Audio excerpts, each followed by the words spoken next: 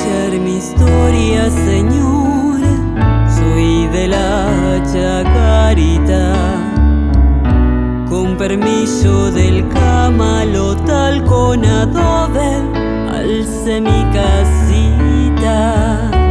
No hay paisaje más bello, Señor, que el de nuestra bahía, ni el pincel del más bueno y más noble pintor pintó cosa más linda.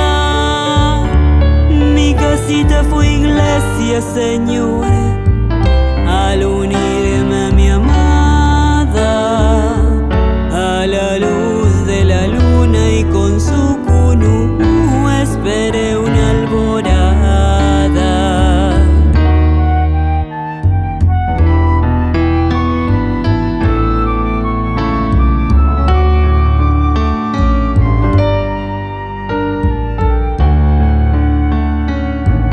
En el charco más grande, Señor, hay música de ranas. El Yuipacoba canta su letanía prendido a una rama. En el río modula su voz doliente una guaranía. En canoas de pena rema un pescador su angustioso mañana. Y mañana es volver a empezar la jornada, pero siempre empezar y volver a empezar esperando el mañana.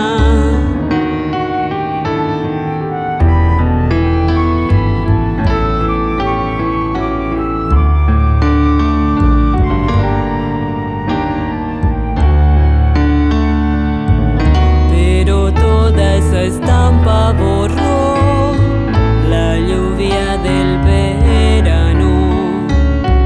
La crecida del río llegó con su canto de penas y angustias.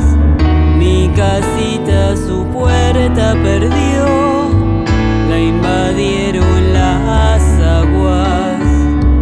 En canoas de pena subí y emigré hacia la altura, pero un día a mi hogar volveré y erguiré sus paredes, aliado al trabajo, al sol y a la fe, crisol de mi esperanza.